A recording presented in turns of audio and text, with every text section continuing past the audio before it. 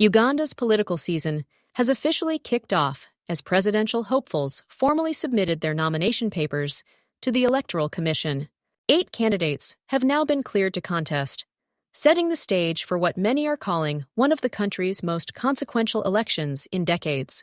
At the center of it all is incumbent President Yoweri Museveni, who has ruled Uganda since 1986.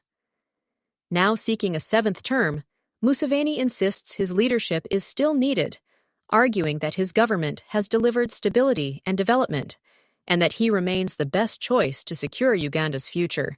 But Museveni faces perhaps his fiercest rival, yet Robert Kyagulanyi, better known by his stage name Bobi Wine.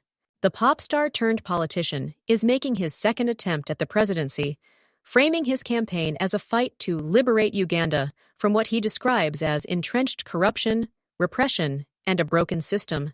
Bobi Wine maintains he was unfairly pushed aside in the last election, and this time, he says, his candidacy represents the voice of the silenced majority. We are going to use this election to protest legally.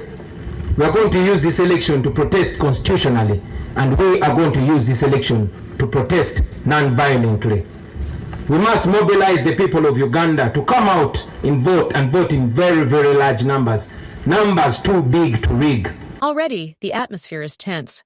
Several opposition figures, including veteran politician Kizza Besigye, have been detained, with Besigye now facing treason charges. Reports of abductions allegedly carried out by security forces have further shaken public trust, raising fears of escalating violence as campaigns intensify. Questions are also mounting over the independence of the Electoral Commission itself. Critics argue the body has too often sided with the state, casting doubt on whether the process can truly be free or fair. When asked about these concerns, the Commission's chairman insisted the institution is committed to delivering a safe and credible vote. Still, with mistrust running deep and political fault lines widening, our sword of attack and defense, the law. Whoever tries to cajole us or to arm twist us to do something that is not in the law, we say, but the law does not permit that, sir or madam. We cannot go that direction because the law does not permit it. Many Ugandans are bracing for a turbulent road ahead.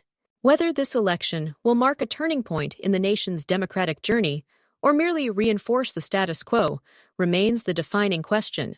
Mugala Heather for Voice of Bugware, Kampala.